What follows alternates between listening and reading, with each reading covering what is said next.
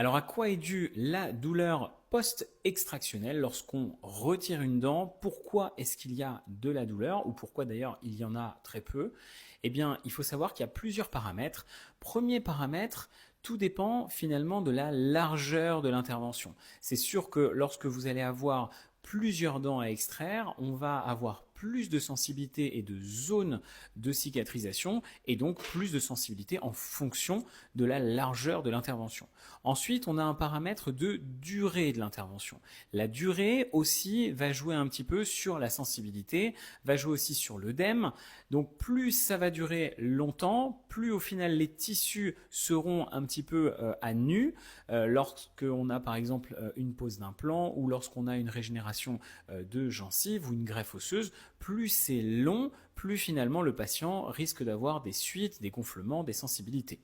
On a également un paramètre qui est un facteur patient.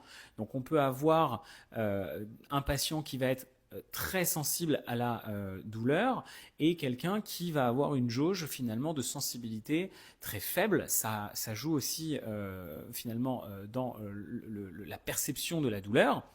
Et enfin, au niveau de la sensibilité, on va avoir finalement les suites qui vont déterminer si ça va bien se passer en cicatrisation, et dans ce cas-là, on n'aura pas trop de sensibilité, ou si finalement on va avoir des complications potentielles, comme par exemple lors d'une extraction. Si le patient va respecter les conseils post-opératoires de ne pas cracher, on va avoir un caillot de sang qui va se maintenir dans l'alvéole, et donc on aura une cicatrisation très douce, puisque l'os ne sera pas à vif, à nu, et donc on aura quelque chose de très peu sensible. Par contre, si le patient crache ou si le patient mange sur la zone, à ce moment-là, on va laisser l'os à nu, on va perdre son caillot de cicatrisation, et puis on aura après ce qu'on appelle une alvéolite, qui est quelque chose de très douloureux. Donc il y a plusieurs paramètres. Bien sûr, il faut respecter les conseils post-opératoires.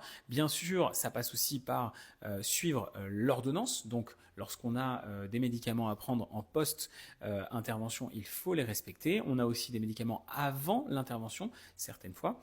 Donc il y a plusieurs paramètres. J'espère que vous avez un petit peu compris au moins quelques paramètres au niveau sensibilité. Mais chacun est différent, donc chacun va avoir aussi une perception différente.